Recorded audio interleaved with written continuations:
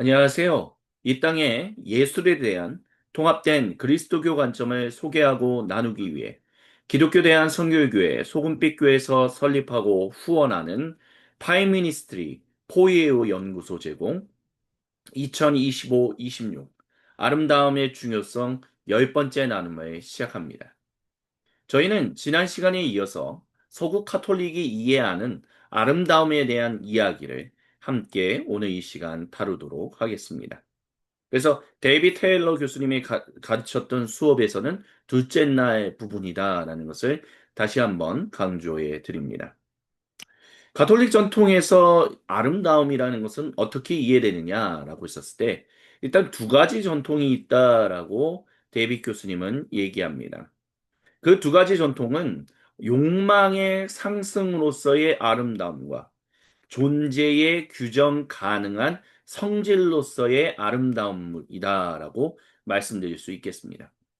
일단 먼저 이 욕망, 근데 여기서 말하는 욕망이라는 것은 결국 갈망, 그러니까 거룩한 그런 곳을 향한 그런 것이다라고 말씀드릴 수 있겠습니다.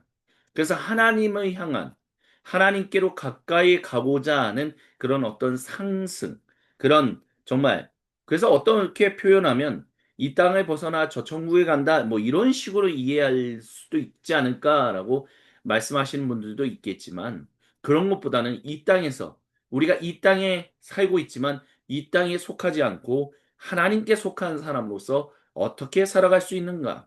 어떻게 정말 하나님이 주신 그 아름다움을 예수님처럼 우리가 누리고 또한 그것을 세상 가운데 드러내며 살아갈 수 있는가? 다른 말로 한다면 하나님이 창조하신 대로 우리가 어떻게 살아갈 수 있는가? 그런 의미로서의 하나님을 향한 욕망의 상승이다라고 이해했으면 좋겠습니다. 그래서 그런 이해 속에서의 아름다움은 무엇이냐라고 했었을 때 일단 이것에 기본적으로 베이스라인을 주었던 것은 이제 고대 그리스 철학자인 플라톤이다라고 이제 얘기할 수 있을 것입니다. 그것이 이제 아우구스티누스에게로 연결됐고 그 다음에 위 디노시우스 485년부터 528년까지 살았을 것이다라고 얘기되는 그 위디노시우스에 의해서 보다 더 구체적으로 표현되었다라고 얘기할 수 있을 것입니다. 그래서 플라톤이 일단 먼저 얘기했던 것을 다시 한번 정리한다면 플라톤은 아름다움은 단순한 감각적인 쾌감이 아니라 보이는 세계를 통해서 근데 이 보이는 세계라는 것은 결국에는 불완전한 어떤 거다라고 말씀드릴 수 있죠. 그 불완전한 보이는 세계를 통해서 완전한 보이지 않는 세계를 향하여 나아가는 것. 그래서 아름다움은 플라톤에게 있어서는 이 사람으로 이데아의 세계, 즉 보이지 않는 세계로 끌어올리는 힘을 가진다라고 얘기를 했어요. 그래서 아름다움 자체는 결국에는 상승의 에너지를 가지고 있다라고 얘기를 했죠. 그래서 플라톤이 저술한 향연이라는 책에 보면 이 아름다움을 표현하는 디오티마는 결국에는 육체의 아름다움을 통해서 영혼의 아름다움으로 넘어가고 그 다음에 법과 제도의 아름다움, 그 다음에 궁극적으로는 아름다움 그 자체로 상승한다라는 에로스의 사다리를 설명하고 있습니다. 이런 것이 이제 교부 어거스틴에게 영향을 끼쳤다라고 할 수 있어요. 그래서 아우구스티누스는 아름다움은 영혼이 하나님께 나아가는 길이다라고 얘기했습니다. 그래서 그에 있어서 아름다움은 하나님께로부터 온 질서와 조화를 반영하는 것, 하나님을 향해 우리 마음을 들어 올리는 사인, 표지, 그리고 영혼이 하나님을 갈망하도록 만드는 불꽃이다라고 얘기합니다. 그래서 교부 아우구스티누스는 아름다운 곳, 하나님을 향한 사랑의 상승 운동이다라고 얘기를 해요. 그래서 그가 고백록에서 그렇게 얘기를 했죠. 주님, 늦게야 제가 주님을 사랑했나이다. 너무 늦게야 아름다우시고 너무 늦게야 오래되신 그 아름다우신 분을 제가 사랑했나이다라고 얘기했습니다. 그래서 이 말은 아름다움을 통해 영혼이 하나님께 일어서는 어떤 그런 일련의 과정을 보여준다. 그런 무브먼트라고 얘기할 수 있을 거예요. 이런 그의 사상이 이제 위 디노시우스에게도 영향이 갑니다. 왜 위라는 표현이 들어가냐라고 한다면 이제 가짜라는 표현보다는 디노시우스라는 가명을 통해서 활동한 사람. 성경에 이제 디노시우스가 등장하는데 근데 이 디노시우스는 주 1, 2세기경에 살았던 사람이 아니라 그 디노시우스라는 이름을 가지고 저술 활동을 한 사람. 그렇기 때문에 이제 위 디노시우스라고 얘기를 하죠. 그래서 위 디노시우스는 아름다움은 모든 존재를 하나님께로 이끄는 신적, 영적인 에너지라고 얘기했습니다. 그래서 위 디노시우스는 그리스도교 신비주의, 특별히 카톨릭과 관련해서 결정적인 영향을 준 인물이다라는 것을 우리가 알 수 있어요. 그의 사상의 핵심에는 하나님은 아름다운 그 자체라는 부분이 있습니다. 하나님은 모든 아름다움의 근원이시고 하나님은 모든 인간의 사랑과 갈망이 향하는 목적지다라고 얘기를 했어요. 그래서 그는 플라톤이 얘기한 것처럼 아름다움은 인간 존재를 결국 하나님께로 끌어올리는 신적인 힘, 영적인 힘이다라고 하면서 그것을 가리켜서 플라톤이 사용했던 용어인 에로스라는 용어를 그대로 사용했습니다. 하지만 여기서 말하는 위 디노시우스의 에로스는 플라톤과 같은 감각적인 욕망을 말하는 것이 아니라 신적인 사랑에 끌리는 것을 이야기해요. 그래서 인간 존재는 위 디노시우스에게 있어서는 모두 하나님께서 발산한 그 광휘, 그 엄청난 빛에 의해서 위로, 즉 하나님께로 회개하려고 하는 성질을 가진다라고 얘기했습니다. 그래서 그의 이런 사상들이 가톨릭에 영향을 많이 끼쳤고 종교에도 사실 영향을 끼쳤죠. 그게 이콘과 관련해서. 그래서 신적 명칭에 관하여란 책을 또한 저술하기도 했는데 하나님의 아름다움을 그리스도교적으로 표현한 가장 중요한 문헌 중에 하나다라고 얘기할 수 있습니다. 그래서 이 전통이 이제 중세 시절에 이제 신비가들에 의해서 이제 표현되죠. 그렇다라고 얘기할 수 있습니다. 그리고 그런 것들이 이제 종교개혁 시기에 카톨릭의 종교개혁을 일으켰던 예수에게 있어서도 굉장히 큰 영향을 끼쳤다라고 얘기할 수 있습니다. 예수에는 신적인 그런 미학의 특징으로서 하나님을 더욱 깊이 사랑하게 하는 영적인 감흥으로서 아름다움이 작용한다라고 얘기를 해요. 그래서 예술, 음악, 문학이 영혼의 상승을 돕는 통로로 사용된다라고 얘기를 해요.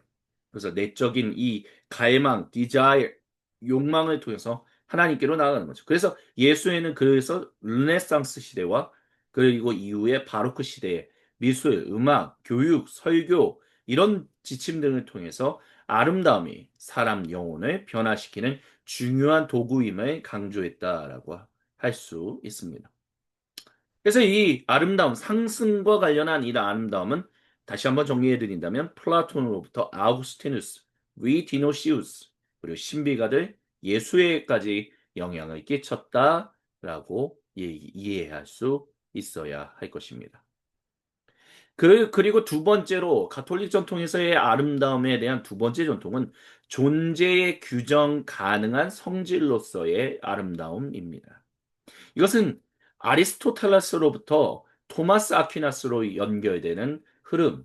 그래서 둔스 스코투스 중세에 있었던 후기의 스코투스에게 있어서도 영향을 미쳤고 그게 르네상스 시대의 예술 속에서 이렇게 연결된다라고 얘기할 수 있어요.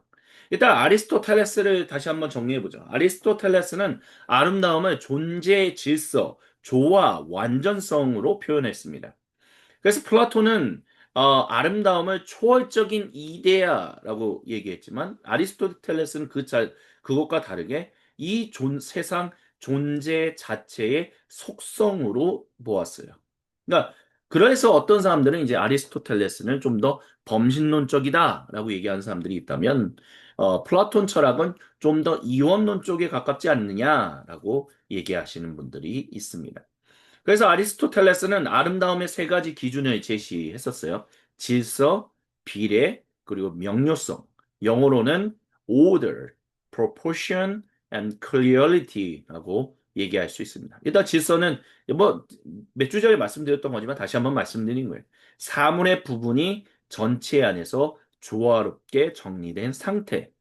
두 번째 비례는 각 부분이 서로 적절하게 균형을 이루는 관계.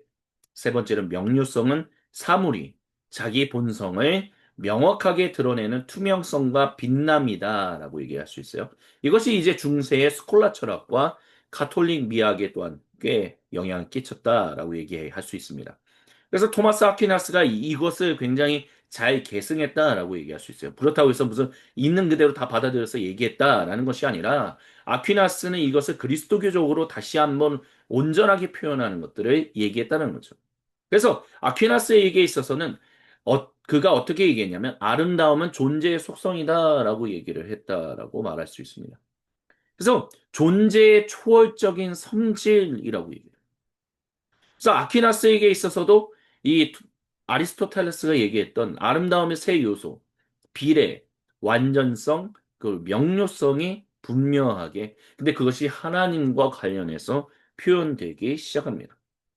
그래서 인간 존재는 하나님으로부터 나온 만큼, 다른 말로 한다면 하나님의 형상으로 창조되었고 하나님의 형상으로 다시 구속함을 받는 만큼 그 존재는 빛, 조화, 선함을 반영하기 때문에 이 빛, 조와 선함은 당연히 하나님 그분 자신이 얘기하는 거죠.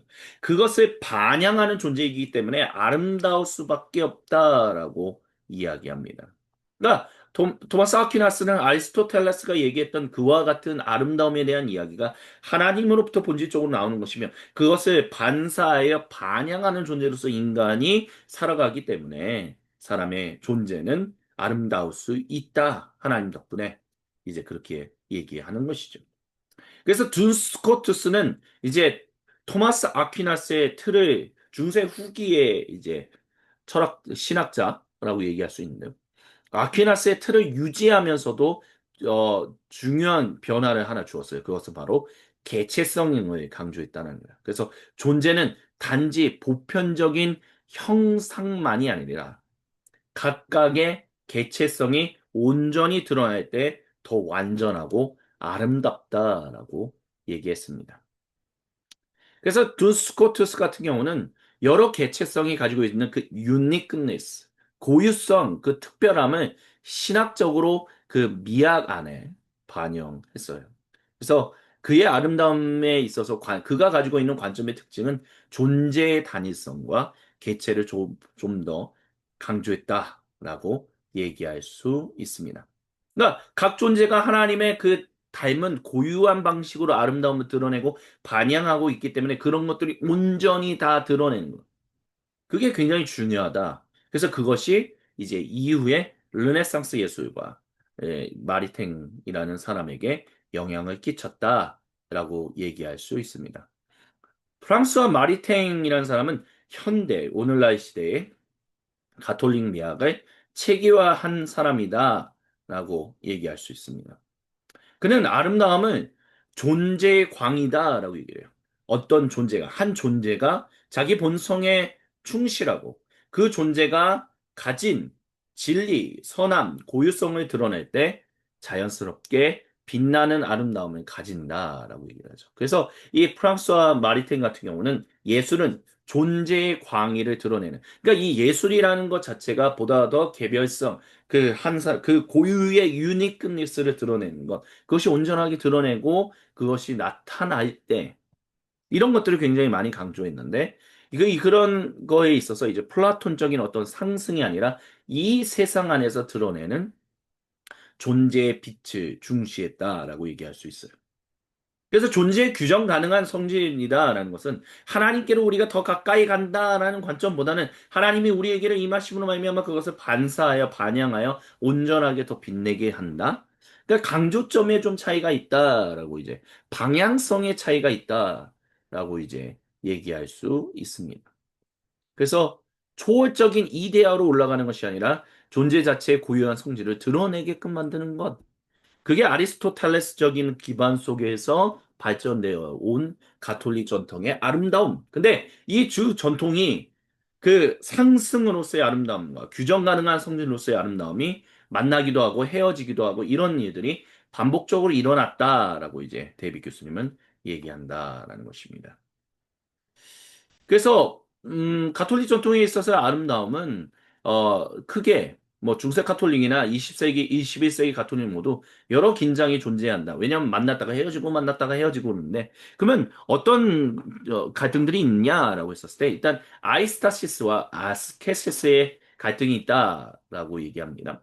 여기서 말하는 아이스타시스라는 말은 아 뭐라 금욕과 또는 다른 말로 한다면 금욕과 하나님의 어떤 향한 상승, 이것에 대한 갈등? 뭐 이렇게 얘기할 수 있을 것 같아요. 일단 먼저 중세 시절에 아이스타시스가 가지고 있었던, 이 아이스타시스가 가지고 있었던 전통에 대해서 일단 말씀을 드리도록 하겠습니다. 이 아이스타시스 전통은 우리가 방금 전에 얘기했던 하나님을 향한 상승과 관련해서 얘기되는 거예요. 그래서 감각을 통해서 드러나는 아름다움이 영혼을 위로 하나님께로 가까이 끌어올리는 통로가 된다. 그게 이제 핵심인 거죠. 근데 이게 왜 아이스타시스 전통이라고 하느냐라고 했었을 때 감각적인 인식을 의미하는 고대 개념을 그 용어가 고대 그리스어 용어가 바로 아이스타시스이기 때문에 그래요. 그리고 이 말은 아이스타시스는 오늘날의 에스테틱을 얘기하는 미학을 얘기하는 그 단어의 뿌리가 됩니다. 그래서 감각으로 경험하는 아름다움이 신적인 세계를 향하여 나아가는 어떤 윈도우즈 창문이 된다라는 그런 의미에서 이제 아이스타시스라고 이제 얘기하는 거죠. 그래서 아이스타시스 전통과 관련해서 중세 시절에 이제 중요한 사람이 저희가 지난 시간에 다뤘던 아바 수제르이에요. 그 프랑스 파리스의 근교의 생드니 대성당을 개혁한 사람이죠. 그래서 고딕 미술과 고딕 건축의 실학적인 토대를 만든 수도원장. 그래서 이 아바 수제르는 이제 루이 디노시우스의 어떤 신적인 빛 이런 신학적인 관점에 이제 매료되어서 성당을 빛과 색채의 신학적인 공간으로 이제 재구성했다라고 할 수 있어요. 그래서 스테인드 글라스라는 것은 단순한 장식이 아니라 하나님의 영광을 체험하게 하는 동방정교회는 이콘이라고 한다면 음, 중세는 보다 더 스테인드 글라스의 영향이 이제 거기에 좀 더 초점이 맞춰져 있다. 뭐 이렇게 얘기할 수 있을 거예요. 그래서 아름다움을 영혼을 하나님께로 끌어올리는 힘이란 전통에서 아이스타시스라는 미적 전통이 있다면 이제 다른 것은 뭐가 있냐라고 한다면 중세의 아스케시스 이거는 금욕과 절제를 강조하는 개념이다라고 할 수 있어요. 그래서 하나님을 향한 길은 아름다움을 체험하는 것이 아니라 내가 금욕적인 실천을 통해서 그런 것들이 열린다라고 얘기를 했어요. 그러니까 이런 전통은 사실 영적 그런 영성 운동, 뭐 그리스도교 중세 시절에 영성 운동과 이제 또 관련된 부분이다라고 얘기할 수 있을 것 같아요. 그래서 뭐 대표적인 수도회 같은 경우는 이제 시도회 수도원들을 이제 얘기할 수 있는데 이 사람들은 이제 그런 화려한 그 건물, 뭐 스테인드 글라스 이런 것들이 아니라 단순해야 한다라고 이제 얘기를 하죠. 그래서 단순함과 정말 깊은 침묵, 고요, 하나님 앞에 홀로 있는 것을 굉장히 강조했어요. 그래서 건축에서도 그들의 수도원 전통에서도 그 장식 자체를 최대한 배제시키면서 흰 벽, 단순한 아치, 특별히 금빛 장식 같은 거를 이제 넣지 않아요. 그래서 어떤 감각적인 아름다움보다 가난과 절제, 수도적 침묵을 통해서 하나님을 찾는 길을 택하는 그런 갈등들이 있었다라고 이제 얘기할 수 있어요. 그러니까 이 아이스타시스와 아스케시스의 어떤 그런 갈등들이 그런 거다라는 거죠. 그래서 이 아스케시스 전통에 있어서 대표적인 인물이 이제 클레르 로베 베르나르두스라고 이제 얘기할 수 있어요. 그래서 그는 화려한 성당 장식은 수도사의 시선을 흐트러뜨리고 마음을 하나님으로부터 빼앗기게 세상에 빼앗기게 만든다라고 비판함으로 말미암아 수도원 건축은 단순해야 한다라고 강하게 주장했어요. 예. 그래서 빛과 절제의 대립, 화려해서는 안 된다, 아니, 화려해도 된다, 이런 것들이 계속해서 충돌하면서 중세 시절에 거대한 신학적인 긴장을 만들어냈다. 이제, 데이비 교수님은 얘기합니다. 그러면 이것과 관련해서 우리가 질문할 수 있는 것은, 하나님께 나아가는 길은 정말 감각적인 아름다움을 통해서 나아갈 수 있는가? 아니면 정말 침묵과 하나님 앞에 고요함 가운데 있으면 그런 절제와 단순함을 통해서인가? 라는 질문은 계속해서 있다는 거예요. 중세 가톨릭뿐만이 아니라, 그리고 이거는 가톨릭 전통에서뿐만이 아니라 오늘날 개신교 전통에서도 마찬가지로 등장한다는 거죠. 왜냐하면 그 예배당을 건축하는 데 있어서 어떻게 건축할 것이냐. 물론 예배당을 건축하는 데 있어서 그런 갈등들도 있죠. 뭐 개신교의 어떤 찬양 이런 것과 관련해서 어떻게 그런 시스템을 잘 만들고 좀 더 단순하게 교회 음악을 가야 할 필요가 있다라고 얘기하는 사람들 아니면 좀 더 온전하게 악기가 잘 드러나게끔 만드는 것이 중요하다 이런 갈등들도 있고요. 특별히 뭐 개신교 전통과 관련해서 이제 생기는 갈등은 목사님의 얼굴, 설교하는 그 사람들의 그 화면을 크게 브라운관을 정말 그 예배당 그 앞쪽 그 곳에 하고 십자가를 뭐 양옆이나 아니면 뭐 사이드로 밀어놓는 이런 것들이 과연 옳은 것이냐 뭐 이런 것들. 이런 것들도 일종의 아니면 그런 것들 떼고 정말 심플하게 가야 한다라는 분들도 계시거든요. 이런 것들도 일종의 개신교 전통에 있어서의 아이스타시스와 아스케시스의 어떤 왜냐하면 화면을 본다라는 것은 우리가 그 뭐 그 브라운관이 이제 크게 브라운관이라고 하나요? 그 스크린이 크게 있음으로 말미암아 그 스크린을 봄으로 말미암아 우리가 그런 감각적인 경험을 통해서 하나님께로 가까이 간다라는 아이스타시스 전통의 개신교적인 버전이다라고 얘기할 수 있거든요. 근데 그런 것들 빼고 심플하게 가야 한다는 것은 좀 더 아스케시스적인 개신교적인 적용이다. 뭐 이렇게 얘기할 수도 있을 것 같아요. 그래서 뭐 아름다움의 빛을 통해 하나님께로 갈 것이냐 아니면 절제와 단순함을 통해서 하나님께로 가야 할 것이냐 두 전통 모두 깊이 뿌리 내린 그리스도교적인 어떤 그리스도교에 뿌리 내린 거예요. 그래서 서로 대조적이지만 서로 보완하기도 한다라는 것을 데이비 교수님은 강조합니다. 그래서 신비주의와 또 그 다음은 이제 중세 신비주의와 중세 스콜라주의의 갈등이 또 있다라고 얘기할 수 있어요.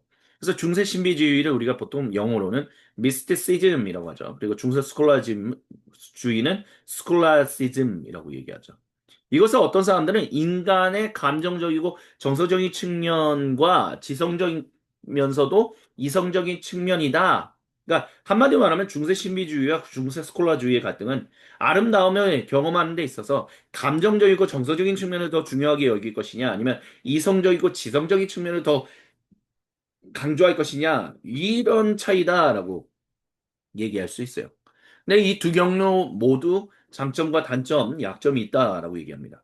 먼저 중세 신비주의에 대해서 우리가 함께 얘기를 해보도록 할게요. 이런 중세 신비주의인 접근과 관련해서 우리가 주목할 카톨릭의 이제 사람은 아빌라이 테레사로서 이제 내면의 성이라는 책을 저술한 그분이다라고 얘기할 수 있을 거예요. 그래서 중세 신비, 카톨릭 신비주의 그런 쪽에 계신 분들은. 아, 참고로 신비주의라고 말하는 미스티시즘은 단순히 그냥 되게 미스터리 이런 식의 관점이 아니다라는 것을 기억해야 합니다. 저희가 이제, 어, 코퍼스 연구소에서 이제 폴 스티븐스 교수님이 항상 할 때 그 신학적인 반복론, 우리가 일과 어떤 그런 것을 얘기했을 때 미스티시즘, 4M이 있다라고 하면서 그 하나를 이제 미스티시즘이라고 얘기하는데 이거를 가리켜서 이제 리전트 칼리지의 초대 학장이면서 오랜 시간 동안 영성실학 교수로 활동했던 제임스 휴스턴 교수님 같은 경우는 이 신비주의라는 것은 결국 우리로 하나님과 온전한 관계를 맺게끔 하는 그리스도교적인 영성길이다 이렇게 표현한 거예요. 그러니까 신비주의라는 게 무슨 초월적이고 무슨 어떤 뭐 엑스타시스적인 뭐 그런 것들을 무조건 강조하는 것이다. 그런 식의 접근이 아니다라는 것을 우리가 기억해야 합니다. 그래서 어쨌든 이 미스티시즘과 관련해서 중세 신비주의, 중세 영성운동과 관련해서는 이제 아름다움과 하나님의 임재를 감정적이고 어펙티브하게 정서적으로 경험하는 것을 강조했다라고 얘기할 수 있어요. 그래서 경험을 중요하게 여기죠. 하나님을 논리보다 체험으로 더 깊이 만나야 한다라고 얘기하고요. 사람의 감정, 사랑, 열망이 하나님께 이르는 중심 경로다라고 얘기를 해요. 그래서 어떤 심보, 상징, 이미지, 그리고 직관을 통해서 하나님을 이해하게 된다. 그래서 이제 내면의 성이 이제 그런 것들을 이제 얘기하는 거죠. 아빌라의 테레사라든지 십자가의 성 요한 등이 그리고 마이스터 에크하르트 같은 분들이 그런 분들의 대표적인 사람들이다. 뭐 클레르 로버의 베르나두스도 마찬가지고요. 그렇다라고 얘기할 수 있습니다. 그래서 신비가들에게 있어서는 이제 아름다움이라는 것은 영성 운동가라고 뭐 얘기할 수도 있겠죠. 영혼 속 깊은 곳에서 하나님을 느끼게 하는 정서적인 빛이다라고 얘기를 해요. 그래서 아름다움은 사람이 직접 경험하게 되는 신적인 어떤 매혹이다라고 얘기를 해요. 그래서 이런 전통의 이제 장점 같은 경우는 어떤 깊은 영적인 감흥에 대해서 굉장히 깊은 관심을 가진다는 거죠. 하나님과의 인격적인 친밀감에 대해서도 강조하고요. 예술, 이미지, 상징과의 강한 연결을 또한 드러내요.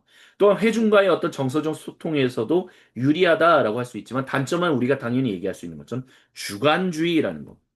한 사람이 그러니까 각자 얘기하는 대로 다 맞다라는 식으로 주관적인 것들을 마치 보편적으로 얘기하는 하는 것이 이제 주관주의인 거잖아요. 그런 위험이 있다라는 거죠. 또한 체험이 이성을 넘어선 경우에 교리적인 혼란을 일으킨 경우들이 있다는 거. 그리고 너무 감정에 의존하는 것이 과연 옳은 것인가라고 했었을 때 그런 것만은 아니다라는 약점을 가집니다. 이와 반대로 있는 중세 스콜라주의 같은 경우는 이제 이성과 지성을 굉장히 강조합니다.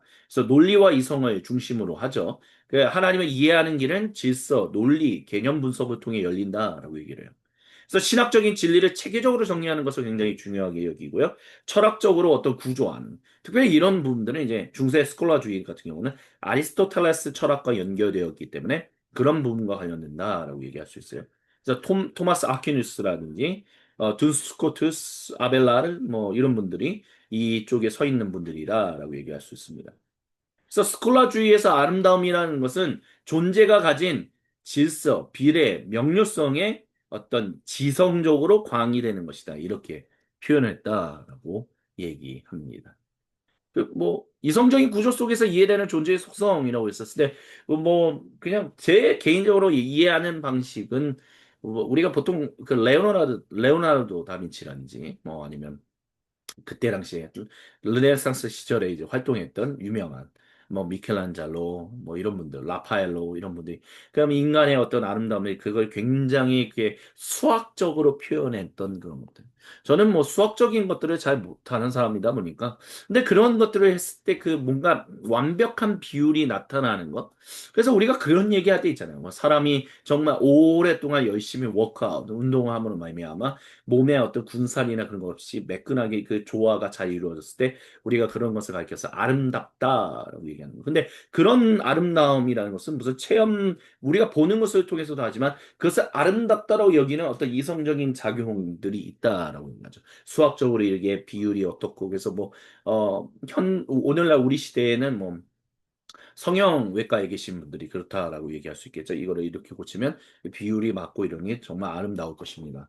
뭐 그런 것들이 뭐 중세 스콜라주의가 얘기했던 아름다움을 이성적으로 접근하는 그런 것과 비슷한 것이다. 뭐 이렇게 얘기할 수 있지 않을까라는 생각이 들어요. 그래서 뭐 장점 같은 경우는 객관성을 굉장히 중요하게 여기고 논리적인 견고함 뭐 이런 것들을 강조한다면 약점 같은 경우는 지나친 지성화로 경험이라는 부분, 체험이라는 부분이 약해질 위험이 있다. 이거는 실제로 제임스 휴스턴 교수님이 이제 비판한 부분이기도 해요. 너무 스콜라주의의 문제는 이성적으로 작용하다 보니까 결국에는 어떤 일이 일어났냐? 천사들에 대해서 왜 우리가 보통 중세 시절에 비판할 때 그런 얘기를 하거든요. 뭐 중세 시절에 뭐 천사들이 과연 뭐 어느 줄에 뭐 빨래 줄에 얼마나 앉을 수 있을 것인가 뭐 이런 식의 뭐 말도 안 되는 뭐 그런 접근들을 했다라는 그런 식의 접근들 이런 비판들을 할 때 그런 것들을 왜 연구했을 것이냐라고 했었을 때 하나님의 아름다움을 드러내는 천사들의 존재들이 실제로 어떻게 그런 것들을 비유를 맞출 것인가 어떤 이런 그런 이성적인 접근 속에서 이제 그런 지적 작업을 통해서 이제 표현해낸 것이다라고 얘기할 수 있을 거예요. 근데 그런 것들이 우리의 현실과 동떨어진 것들을 얘기할 가능성들도 있다. 뭐 이렇게 비판할 수 있다라는 것이죠.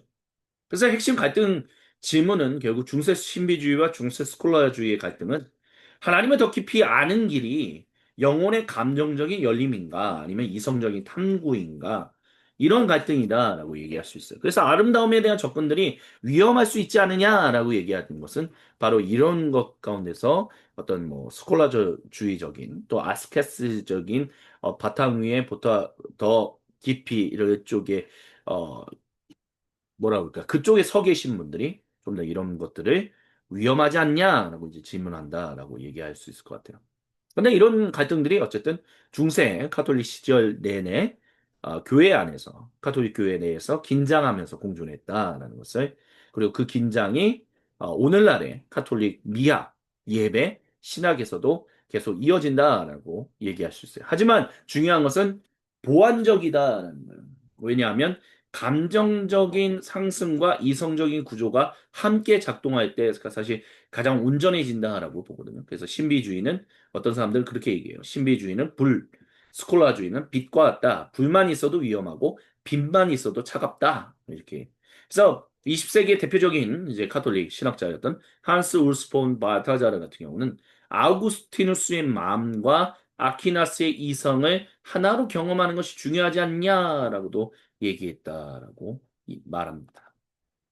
그리고 가톨릭 전통에 있어서 아름다움 같은 경우는 결국 성례로 이야기됩니다. 성례론으로서 얘기된다는 거죠. 하나님께 참여하는 것이 바로 성례론을 통해서 참여하기 때문에 그렇다라고 얘기할 수 있어요. 그래서 이제 플라노닉 오코너라고 하는 20세기의 이제 카톨릭 저술가는 이제 Mystery and Manners라는 책에서 이렇게 얘기했어요. 소설가는 인간의 행동을 통해 신비를 드러내고 자연을 통해 은총을 드러낸다라고요. 근데 자기가 글을 다 쓰고 나면 이게 언제나 인간의 어떤 공식으로도 설명될 수 없는 남겨진 신비의 감각이 반드시 존재한다. 뭐 이렇게 표현하기도 합니다. 그래서 이런 성례를 통해서 사실 카톨릭 이제 이 20세기 넘으면서 카톨릭이 아직도 좀 약한 부분이 있긴 하지만 굉장히 어떤 성도 그들이 말하는 성도라는 거는 이제 평신도로 얘기하는 거죠. 평신도의 어떤 참여가 일어난다라는 것을 굉장히 많이 강조하기 시작했어요. 그래서 참여하는 것, 존재론적으로 참여하는 것이 굉장히 중요한 것이 이제 강조되기 시작했었습니다. 그래서 사람으로 아름다움과 창조 세계가 하나님 안에서 존재론 쪽으로 참여한다라는 것이 카톨릭 신앙의 전제다라고 얘기할 수 있을 거예요. 그래서 사람은 하나님과 연결되어 있으면서 하나님을 향해 열린 구조다라는 것이죠.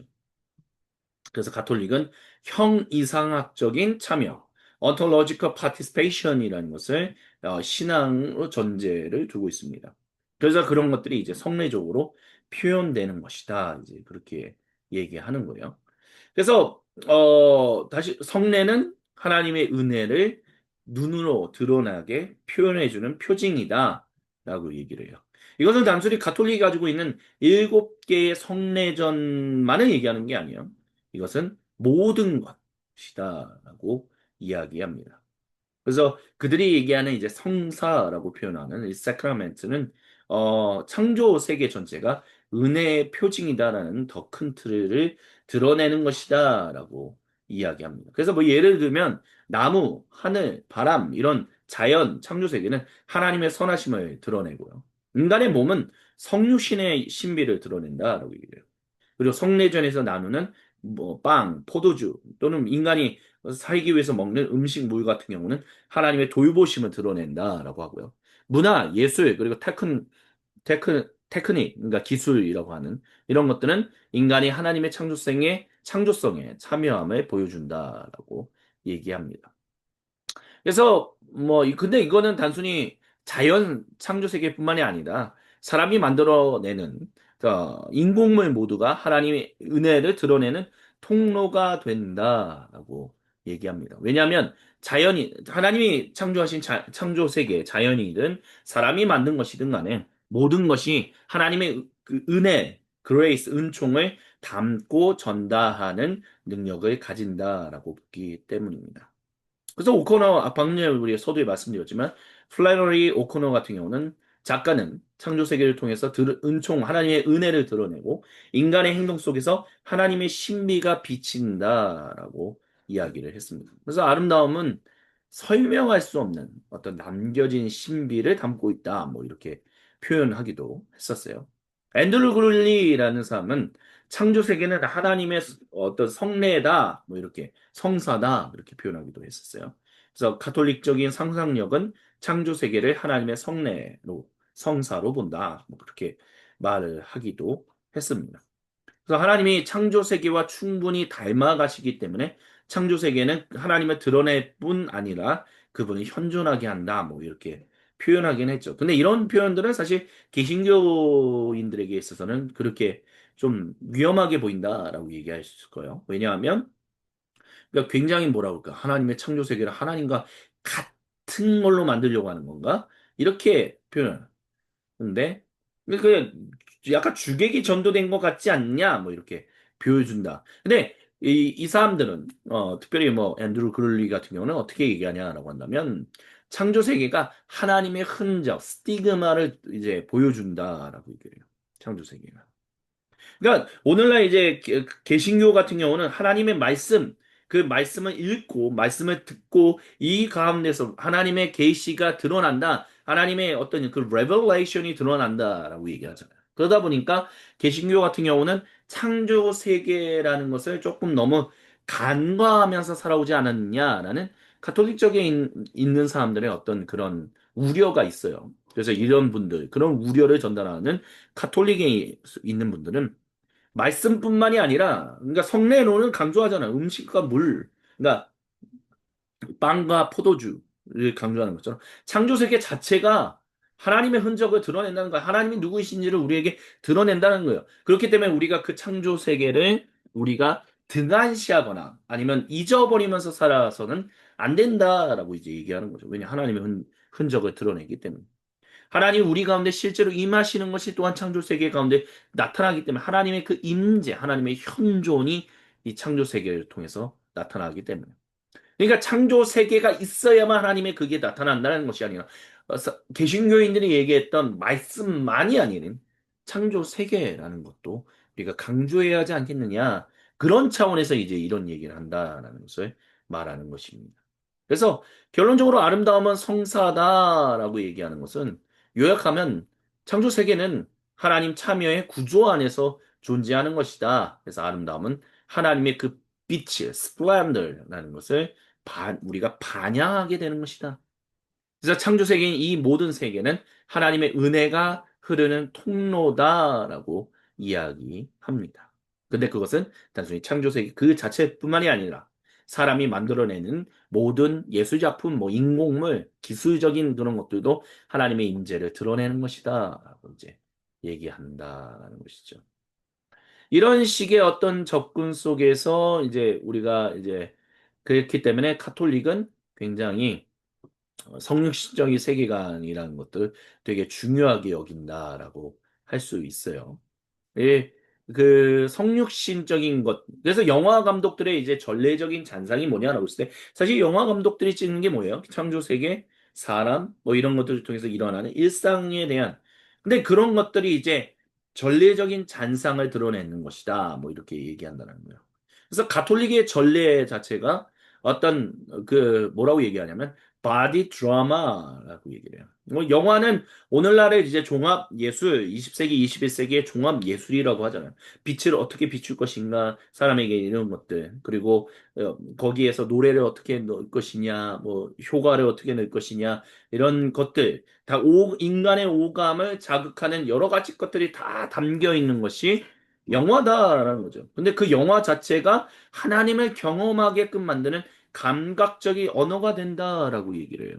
그래서 이 가톨릭에 계신 분들 같은 경우는 이제 그런 어린 시절부터 전래를 그들이 말하는 이제 칠성사라고 얘기하는 그런 것들을 경험하는 것은 어떤 영적인 표지로서 그들의 인생을 하나님과 계속해서 살아가게끔 만든. 그래서 보통 가톨릭은 그런 얘기 하잖아요. 요람부터 무덤까지 하나님의 그 인도하신 가운데서 그들이 살아간다. 그래서 아기 때부터 이제 유아 세례를 받고 그다음에 뭐 그들이 말하는 견진 성사를 통해서 이제 세례를 받고 그다음에 성례전에 참여하고 마지막에 죽을 때 이제 돌아가신 다음에 이제 미사를 통해서 끝나는 요람부터 무덤까지 전체적으로 이런 체험을 통해서 하나님의 하나님의 아름다움을 경험하고 그 아름다움에 참여하고 그 아름다움 속에서 하나님의 백성답게 살아가는 것이다. 이제 그렇게 얘기하는 거죠. 그런 것들이 이제 영화적인 것들과 관련이 된다. 뭐 이렇게 얘기를 한다는 거예요. 그래서 뭐 음,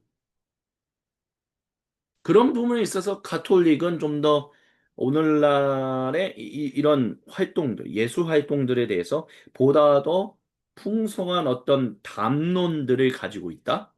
뭐 이렇게 얘기할 수도 있을 것 같아요. 그래서 그들은 예술을 이제 시대마다 새로운 언어로 하나님을 드러내는 어떤 사명을 얘기해 왔거든요. 그래서 뭐 스테인드 글라스를 통해서 또 르네상스 시대 때는 인간 신체의 어떤 비례로 뭐 이렇게 그리고 오늘날의 이제 영화 감독들은 카메라 렌즈로 그리고 오늘날의 뭐 음악을 작곡하는 분들은 어떤 화성을 어떻게 만들 것이냐라는 그런 화성의 조화를 통해서 문학가들은 이제 글을 쓰는 이야기를 통해서 하나님을 드러낸다라는 거죠. 그래서 이제 카톨릭적인 의미에서 이제 그들은 카톨릭 전통에서 아름다움은 성육신적인 세계관이다라고 이제 얘기할 수 있어요. 그러니까 앞에 전에 얘기했던 모든 것들이 결국에는 하나의 진술로 이제 귀결된다라고 얘기할 수 있는데 하나님은 하늘에서만 말씀하시지 않는다. 다른 말로 한다면 세상의 모든 물질적이고 감각적이고 구체적인 현실 속에서 하나님은 말씀하신다라는 것이 카톨릭 전통에서의 아름다움을 표현하는 그 카톨릭 미학의 핵심이다라고 얘기할 수 있습니다. 그래서 그들은 하나님이 여기 계실지도 모른다. 지금 이 순간에도 이 어둠 한복판에도 계실지 모른다라고 이야기를 합니다. 그래서 아름다움에 대한 이제 여러 가지 다양한 얘기들을 이제 저희가 설명을 하고 있어요. 근데 이제 워낙 방대한 이야기들이다 보니까 이제 좀 쉽지 않은 부분들도 있다라고 얘기할 수 있습니다. 그래서 카톨릭 전통에서의 아름다움과 관련해서 일단 여기까지 오늘은 우리가 좀, 사실은 처음에는 좀 더 길게 이제 제시를 했는데, 아무래도 좀 더 이 부분과 관련해서는 좀 더 세부적으로 나눠서 말씀드리면 좋겠다라는 생각이 듭니다. 그래서 다음 이 시간에 이제 서구 카톨릭 전통에서의 세 번째로서 이제 이상학적인 상징, 보편적인 알레고리, 이런 것들을 우리가 좀 더 심도 깊게 또 이야기 나누는 시간을 가지도록 하겠습니다. 그래서 오늘 서구 카톨릭 두 번째로서 우리가 나눈 이야기를 다시 한번 정리한다면 두 가지 전통이 있다라는 부분에 대해서 욕망의 상승, 존재의 규정 가능한 성질로서의 아름다움이 이제 서로 이제 두 가지가 항상 겹치기도 하고 갈라지기도 했다라는 말씀을 드렸었고요. 아이스타시스, 그러니까 그것을 경험하는 것이 중요하다라고 얘기하는 전통과 그런 거를 너무 많이 드러내서는 안 된다. 오히려 그것으로부터 멀리해야 한다라는 금욕적인 전통, 아스케시스적인 전통의 갈등이 있었다. 그리고 중세 신비주의와 스콜라주의, 이성적인 접근, 감각적인 접근 이런 것들의 갈등이 있었다. 그렇지만 어쨌든 오늘날의 가톨릭에 있어서 아름다움은 전통 접근하는 것은 성육신적인 세계관에 뿌리를 내리고 있다라는 부분들을 저희가 함께 이야기 나눴습니다. 예, 이것으로 오늘 저희가 서구 카톨릭의 이해하는 아름다움에 대한 두 번째 시간을 우리가 함께 이야기 나눴습니다. 다음 이 시간에 그래서 그 서구 카톨릭이 이해하는 아름다움의 이해, 그것 세 번째를 우리가 계속해서 마저 이야기 나누도록 하겠습니다. 지금 이 시간까지 함께 해주신 모든 분들께 감사드리고요. 다음 이 시간에 다시 찾아뵙겠습니다. 감사합니다.